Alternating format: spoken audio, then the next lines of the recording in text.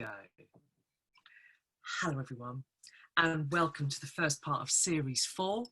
We're going to change the tempo a little bit on the lunch and learns, and the theme for series 4 is going to be right then, time to get ready. The title of this webinar, which is number 19, is Getting Ready for New Beginnings.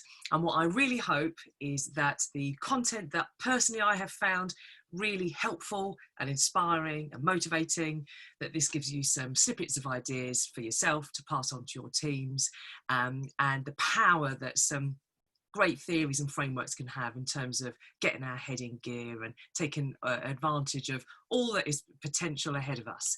So let's crack on, and here we go. Okay, so this is our 30-minute lunch and learn, getting ready for new beginnings. The overall purpose for these sessions is just to have half hour to yourself to reboot your confidence, energy and motivation. And the inspiration we're going to take as the background for today's webinar is looking at the wondrous beauty of trees. So to be like a tree, stay grounded, keep growing and know when to let go, which is one of the themes we're going to look at. In order for something new to happen, there might be some things that we need to let go. So, oh, hang on a minute, I've just got a call coming through. What's that? Schools are potentially going back. So I can put that October date in. Brilliant. Oh no, I've just got a message saying that they might not be back. Okay. All right, can you take the October date out? Oh, wait a minute, there's not a new update. Can we put it in? All right, we're not quite. Can we put it out? Oh my gosh. In, out, in, out. All of these plans that I feel I'm unable to make. It reminds me of a song. And I don't know if it reminds you of a song at all at the moment, which is you put your left arm in, your left arm out, you shake it all about, you do the hokeycokey and you turn around. Is this really where we are at right now in terms of what we do? Now, even if you are someone who's not particularly into planning, it can really create a sense of discomfort and unease when we lose our bearings. And certainly what we're seeing through these times of uncertainty and transformation is that there are different phases that we might not have realised we were passing through until we get to another phase and we feel uncomfortable with that. And actually, if we were to take inspiration from nature, nature shows us that the very basis of life is that there is change and alternate periods of shedding and growing, in terms of that being a living as opposed to a static feature. So it's quite a balance, though, to be able to remain calmly accepting and yet confidently optimistic about the future. So it's time to get ready. So if you or anyone else you know who's feeling like they're a bit lost and a bit stuck, hopefully what we're going to look at is some content that can just help steer our way through to whatever is ahead of us with the future, because there's a lot going on and we need to make this work. So what now? So in terms of getting ready for new beginnings, as always, there'll be stuff that we cover that you think, I love it, but it's not relevant. So keep the stuff you like, share the stuff that you love, and ditch the stuff that doesn't feel particularly relevant for you. It's new for us all, so it's judgment free. And hopefully what you'll find is we'll keep this kind of not only a bit philosophical, but also practical as well. So you can pass this on to other people really easily as well. The 3 objectives we're going to look at are designed to help guide your thinking rather than telling anyone what to do. And they're all around the pursuit of energy, confidence, and motivation. And the practical objectives we're going to look at today is what are some tips for handling the tail end of change once all the novelty and excitement has worn off? What are some tips for generating confidence and energy to shift into a new phase? What might be some tips for maximising the potential of new technologies, such as Zoom, which may be something that might be a new feature of where you're working towards? And a gentle reminder that nature serves us is that in terms of being able to thrive through rapid periods of change and flux, it might be useful to channel the fox mindset of forever continuously improving, as opposed to the panda mindset of lumbering and kind of static. Because I don't have to be the smartest, I don't have to be the best at using something, but as long as my rate of internal change matches the rate of external change, I am comfortable and relevant for the environment that's around me. I know I've been absolutely brilliant at handling change this time last year, but it's how I'm handling it now that is going to be the key mindset to tap into. So how do I handle the tail end of change now the novelty is worn off? What is that? Oh, just my head. So we each will have our different ways of how we've found ourselves reacting and responding to what's going on. Let's just kind of back up a bit. So why might it be really tricky for a human to handle lack of certainty? Because gorillas aren't sitting there worrying about what's happening next. It's something that seems to be quite unique to the gift of our human brain that we have. And not knowing is not easy for us humans. In fact, we value data now more than oil and gold. The explosion in big data last decade demonstrates just how much we like to predict events, and The Economist calls data the most valuable resource in the world, surpassing oil, gold and other commodities in terms of its revenue potential. In fact, it's only just behind L'Oreal's Nice and Easy Shade 99 Light Ash, because blonde hair dye at the moment is probably one of the highest commodities at the moment. So not knowing is really tricky for us. What is data? Data is things known or assumed as facts, making the basis of a reasoning or calculation. So let's say we're all on this train together and we're about to go into a tunnel. What happens if we get stuck in that tunnel? What happens when we are unsure about what's happening? Well, Luft and Ingham put together in the mid-50s this idea of known and unknowns. So there'll be things when I'm stuck in that tunnel that are known knowns, which is I'm not a great lover of not knowing what's happening, so I need to distract myself because I know that the phone helps keep me distracted. So that's something I know about myself. What are some known unknowns? So some known unknowns is I don't know how long I'm going to be stuck for, so I know that I'm potentially going to have to sit this out for a bit. What are some unknown knowns? So I know that I don't particularly find this comfortable, but I'm not sure how I'm going to find this uncomfortable. And the one that can really kind of get us all caught up is unknown unknowns, which is I don't even know how I can plan for something to be able to set myself up well, because I don't know what I don't know yet. I don't know what's ahead.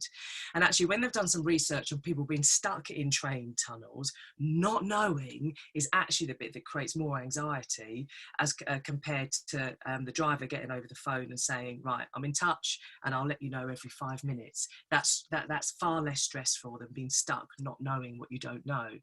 So maybe one of the big tests we're having at the moment for all of us adults is the maturity of mind. I love this phrase from John Finlay, is the capacity to endure uncertainty. And the point I just wanted to make before we look at some models is that it hurts humans when we're unable to grasp what we need to know precisely to be able to make some plans, even for the people that wouldn't describe themselves as natural planners. So many of you might recognise this model I'm about to show you now. Part of change is that it has phases that brings new challenges and sensations. And what I've always loved about theory is that it allows us to be bigger than the emotions that we might be caught up in. So if you or others around you are feeling like you're caught in the waves of change at the moment, then actually the idea of a theory is it just allows you to have some harbours to be able to sail towards so that you remain bigger than maybe what you're caught up in. And this is a classic one that many of you might have seen before, the Kubler-Ross change curve. I've used this personally in countless change management sessions with people, and what that allows a company to do is to be able to plan. Let's say something big's going to happen, like an office relocation, or half the team are going to go virtual, then there might be some ups and downs in terms of how people respond to that. And of course, when it's a planned change initiative, you can then put in place a 12-month plan so everyone feels like they are accompanied along their journey. The challenge, of course, we've got now is there's no one in the world that knows exactly where this is going to go. So although the Kubler-Ross change curve is useful because it allows us to remind ourselves that there'll be ups and downs, actually something I picked up on LinkedIn, which I thought was really handy, which is the specific change process within a crisis. And there are apparently 3 psychological phases that we go through. There's the emergency phase, where actually it can be quite energizing. It's where you are immediately packing your bags and you know you're about to go off on a journey. Potentially what some of us may be in at the moment, I certainly was, is in this regression phase where we just get a little bit lost and potentially get a loss of sense of purpose, and we're less and less productive. And suddenly I'm saying to people, well, I can't do a call later on because I'm doing an exercise workout this morning. And suddenly something that would have been slotted into a day amongst 100 other things, the ability to get stuff done potentially slows down. Then, of course, because nature is all about phases, we've got this recovery phase, which is where we begin to think about moving beyond it. So however you or your teams or your family members are feeling now, all of this is normal responses and reactions to potentially an abnormal situation.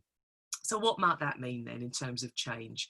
Even defining this as a new phase of change with a new mission and a new set of ambitions may help spark some energy. The most enduring long projects in history will always have milestones to kind of keep everyone focused so we don't get too lost in the midst of it. Because actually it's about being able to decide what potentially is something to get bothered about and what might be yesterday's news, tomorrow's chip papers, etc.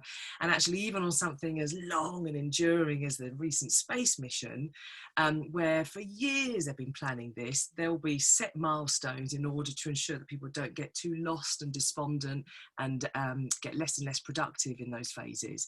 I knew I was missing something when I looked at the guys meeting each other, having spent 4 hours as they were waiting to dock, and they were allowed to hug each other, or they can hug each other.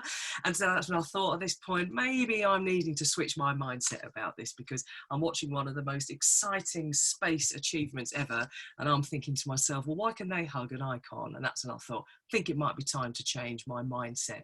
So as we get into the tail end of change, or the novelty and maybe the initial excitement and adrenaline has kind of worn off, not knowing is not easy for us humans. So recognize that, and recognize that we value data more than anything else in the world. And that's what we're missing at the moment, is data to be able to predict stuff. So it is appropriate that we're potentially feeling a bit lost. Part of change is that it has phases that brings new challenges and sensations, and maybe even just marking this as a new phase of change with a new mission, ambition and energy might then help move us from that sort of lost stage into starting to have a think ahead. So how do I get myself in the game to think about having the confidence and energy to shift into a new phase? I've personally found it really useful. I mean, it was just a game changer really, when I just defined this in my own head as, this is the hokeycokey phase. Maybe this is what it is at the moment, where in my old life, it was the ability to set plans in place, always with an air of flexibility because life is life. But actually there are so many different variables at the moment that maybe that is just what this is. This period of time is the hokeycokey, where we're either in or out, and there are lots of things that are outside of our control, and maybe that's the bit to accept. This is the messy phase when there's lots of unknowns, and that's part of it. So what's going to help me then to be able to deal with maybe the change that's around? What does that need for me? I thought it was I've never come across this before, but it's a 3-step transition model that was developed by William Bridges in the early 90s.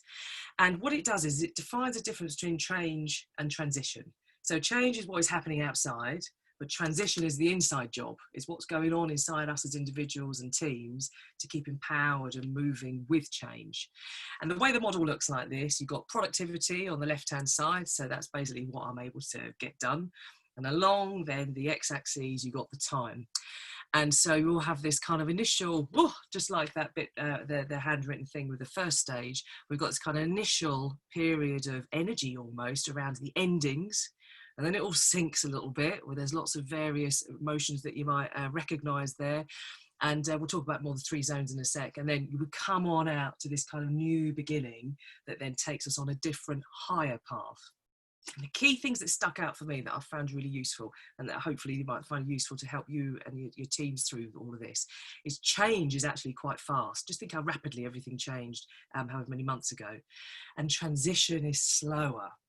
So although it might have taken a couple of weeks to get into the change, it's likely to take more than a couple of weeks to get our heads out into a new transition. And that's okay. That's part of a process. And what the Bridges transition model focuses on is that the transition is internal, is what's happening in my mind as we go through this change that is the key. And where change can happen very quickly, transition usually occurs more slowly.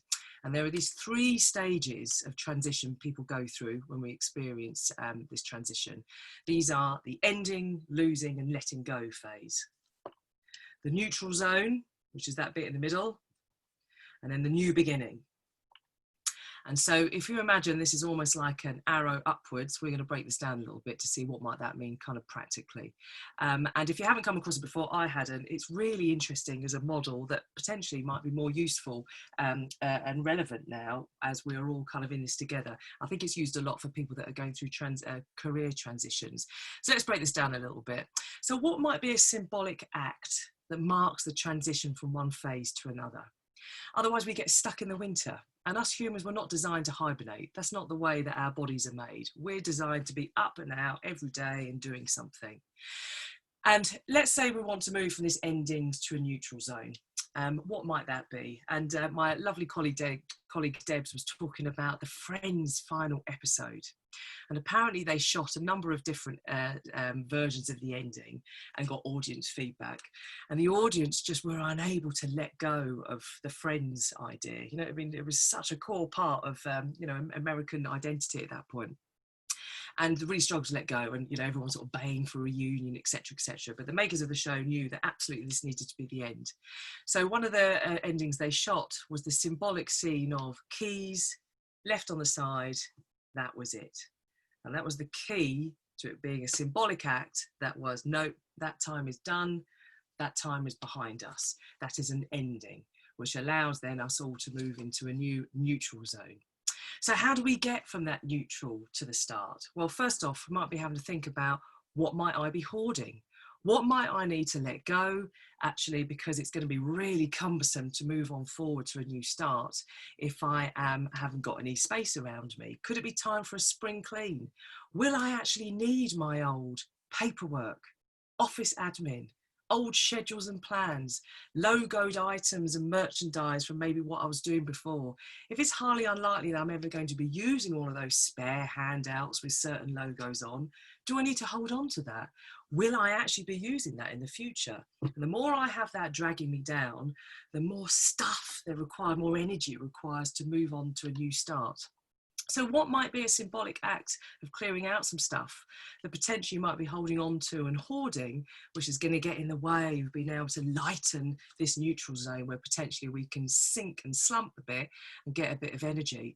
Because as Elsa would remind us, sometimes we just need to let things go to be able to let new things kind of start. So the third thing maybe to have a think about is, in times of transition, communicate, communicate, communicate. Communication underpins everything. And the more silent we are, contemplating what we're going to do, the more worry and concern it can generate around us. So thinking back to these unknown unknowns, as we're all sitting there stuck in a tunnel, waiting for some light in terms of what's going to emerge, remembering that transition is slow, what might we need to accompany our own thoughts and those around us to help us through this? I took this from the Cotter Institute webpage. So when I first checked out, I'll take you through the 8-stage Cotter process in a sec, which is just a fab tool for anyone who's looking for a plan to help their teams through the next couple of months. And actually, they'd done an update in the day before I'd looked at the step change, and just checking it earlier on. They've put a big banner on their website, and these guys, John Cotter, put together this 8 steps as part of his work when he was at Harvard, and it's been used many times in terms of helping teams put through transformation plans. In times of great uncertainty, leadership begins with frequent, clear and transparent communication. It's okay to not have all the answers. No one expects that today. People great comfort in knowing that what their leaders are thinking and planning, even if the picture isn't rosy. The error of silence will likely result in people imagining a narrative even more dire than what anyone is contemplating anyway. So communicate, communicate, communicate. And the suggestion has been is this 8 steps. So the steps to then help take a team through, or an organisation through, some change. So just very practically, some questions. Establishing a sense of urgency. If we don't do something, what might happen? What that does is it generates a bit of fuel to kind of get things going. Okay, so who do we need to get involved? Who are the stakeholders? Who are the people who need to get around our table? Who's too many people? What's enough people? So we don't get too much clutter, and then we don't actually achieve anything because we're unable to please everyone that's around that decision table. Where do we want to get to? So what does the ideal look like, with all the knowns and the unknowns, all that around us, but where do we want to get to? How do we explain this to people well, so that it reassures as opposed to creates even more uncertainty? Who's our volunteer army? So who else can we start to enlist around us, so that actually there's comfort in numbers, so the organisation feels like there's more of energy towards change as opposed to staying stuck? What can we celebrate as a win, no matter how small, just to keep us cheering, and well, no matter how small it may be? And how do we keep on going so that this doesn't seem as a one-hit wonder? And how does it become part of what we do, so it becomes part of us? And this time next year, we'll look back and kind of go, wow, it might not have been comfortable at the time, but that was a really good new initiative we put into place then. So what might that be? If you haven't looked at the 8-step Cotter change program, it's really handy in terms of looking at some tactical ideas for helping communicate with the team. But I hope I've explained there in terms of how that might apply as practical questions. And in my mind, I think this is equally appropriate as to whether this is your domestic family team or whether this is your professional organisational team, whatever part of your life you're viewing at the moment. So how do I generate the energy and confidence to shift into a new phase? Maybe the hokeycokey is actually where we are at right now, and we're going to be finding out what's in, what's out, and it's going to be it's going to be the hokeycokey times in terms of being able to put some definite plans in. So whilst that is going on outside in change, what's the transition and the inside job I'm going to do in myself to keep empowered and looking forward? We are potentially in this neutral zone right now, which is not a great place to be. And it can go from feeling a bit low into actually getting stuck and it feeling quite depressing. So what might be a symbolic act that for me is going to mark the transition from the ending and the neutral phase into something beginning? What might I be hoarding that actually is going to keep me hibernating, whereas now might be the time for a spring clean? So there's a lighter version that emerges. And in times of transition, communication underpins everything. So while this transition is an inside job, taking people with you is going to be really key. Otherwise, we'll all end up in completely different directions, and it'll take another year to get back together so we know where everyone's at. So for the third aspect, how do I maximise the potential of new technology such as Zoom? And I mentioned earlier on the space flight that had happened with Dragon X recently. So you may or may not have heard of this amazing individual called Elon Musk. And Elon Musk is going to probably have even more impact over the next decade than he has in the previous decade. He was one of the PayPal founders and has revolutionized the way that cars are made with Tesla, and is really interested in space travel. So his SpaceX organization has just completed a very first privately owned space mission, and with a fully automated docking process as well. So he's really interested in how that technology could be used to make things safer, quicker, more automated. And even someone as ahead of the curve as him talks about how constantly thinking about what you're doing and learning is probably one of the best bits of advice that he would give. So doing things better and questioning yourself.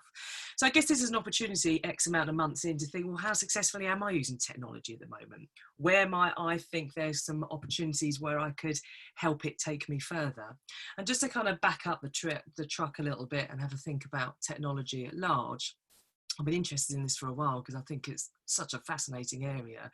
And really, this is the dawn of technological potential. So this isn't the end or the dusk, this is the dawn.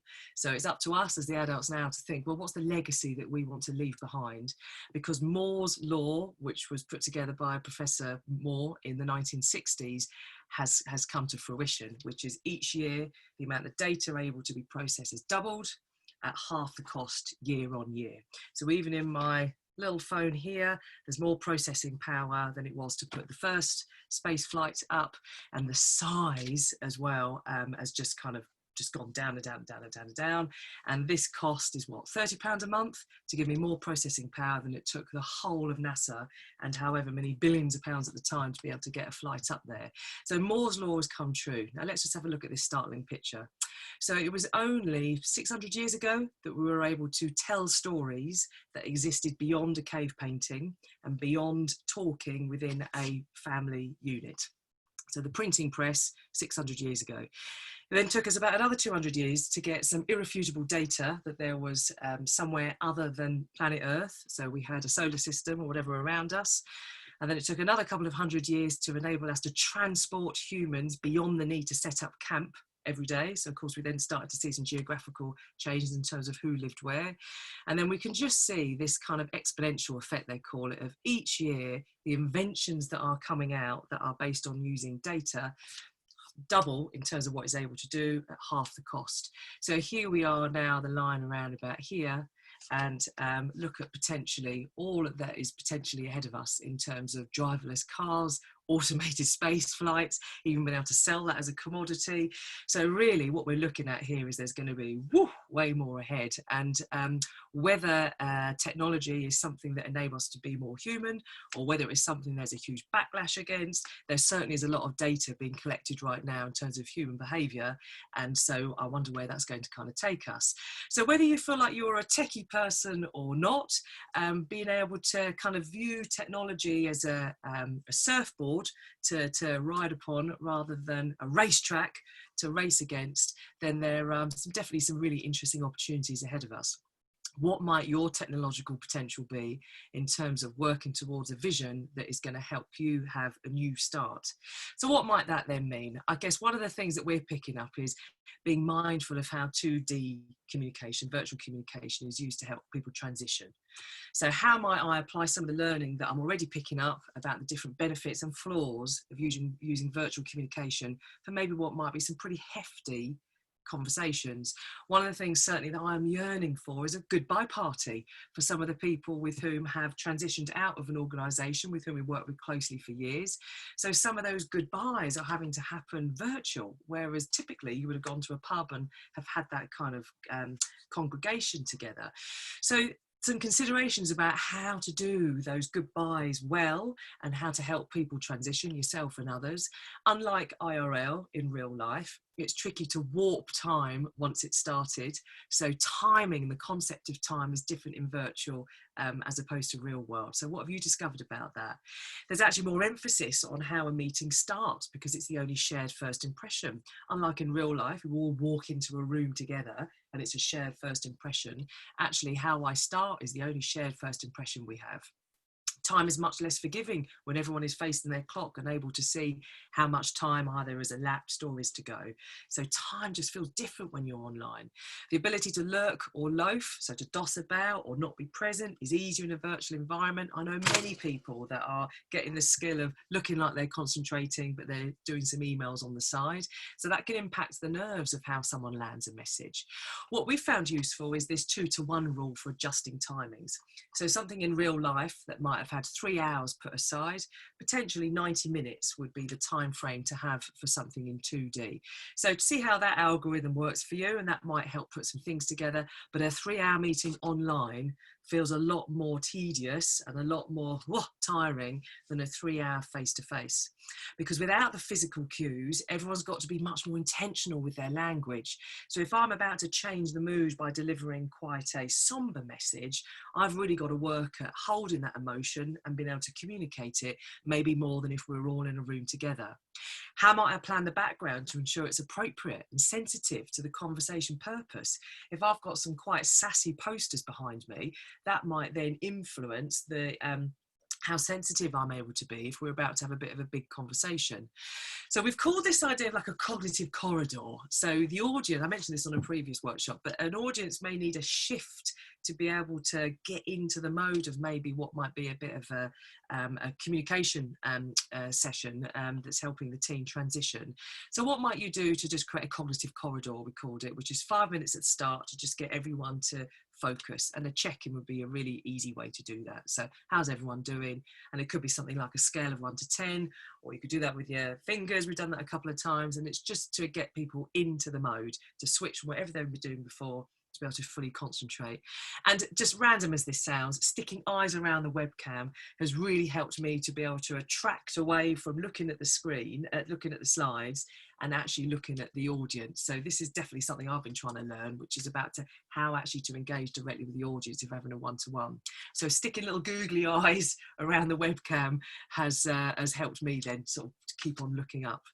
So as a final little sort of takeaway, it's an ideal time to get into learner mode. The technology, this is the dawn. Who knows where the rest of the technologies are going to kind of take us. And now's an ideal time to get into learner mode, remove any fear of being great at it. This is the year to really start pushing your comfort zone and kind of getting out there. And of course, getting confident on one platform increases confidence in others. Any platform is neutral. So you get to set the tone. So deciding, is it formal, informal, fun, serious, debate versus update? What is the purpose? Why are we having this? And what would not be able to happen if we hadn't? So it doesn't feel like a ramble. What's the aim? So the aim of this half hour, what do you want to make, save or achieve as a result of the time we've got? People are less forgiving, as we've seen earlier on, in terms of spending their time. And what might be some focus areas that help us form the agenda? Because if we're fuzzy going into a virtual meeting, it's highly unlikely it's going to get clearer as time elapses. So very simply, creating an invite, sending via email or calendar, checking everything works beforehand.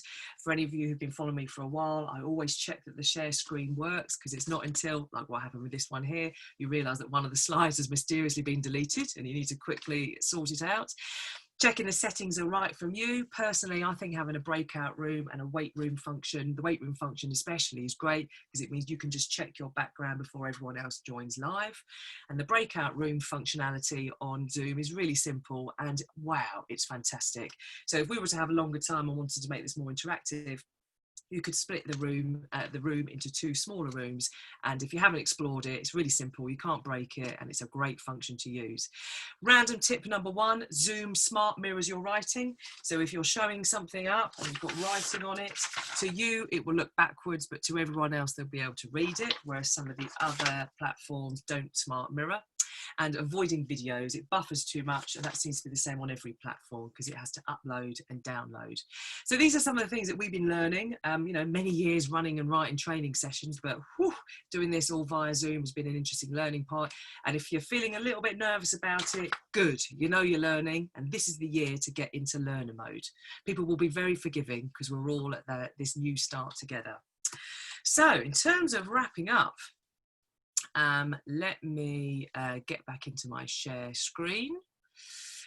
So as a final summary then, so as Elon Musk says, it's the importance of learning and getting feedback. This is at the dawn of technological potential. We get to decide the legacy we leave behind for the next generations. Being mindful of how 2D communication is different from in real life, and what does that mean in terms of helping people transition. And this is an ideal time to get ourselves into learner mode. Zoom is a great place to start. There are 10 million users per day in December 2019, and in mid-March 2020, 300 million daily users per day. So there are a lot of us who have all been learning how to use Zoom. So if you haven't got on board already, have a go. You can't break it. So as our final takeaway message, this period of transformation is testing skills and developing strengths in many new ways. Time to get ready. What might I need to end to be able to start? And I love this phrase. The true meaning of life is to plant trees under whose shade you do not expect to sit. So what might you be able to plant with yourself and with your teams this week that may take some time for those leaves to kind of grow? But just like those Stonehenge have been there for 5,000 years, standing strong with all sorts of new beginnings and endings all around them, how am I going to keep human, stay foxy? So in times of flux, time to be the fox. Where am I at in terms of the changes around me? Acknowledge it, recognize it, know what the work is ahead. What's going to help you on the inside job then, transition through this? What might you need to do is a bit of spring cleaning. So to channel Elsa here, let it go. And how could you embrace some of the new technologies that are around us and get into learner mode? Because that keeps us young and it keeps us optimistic, because we're planning for a better tomorrow. So from one hokey-cokey singer to another, my name's Laura. It's been an absolute pleasure. Keep human, stay foxy. See you at the next one.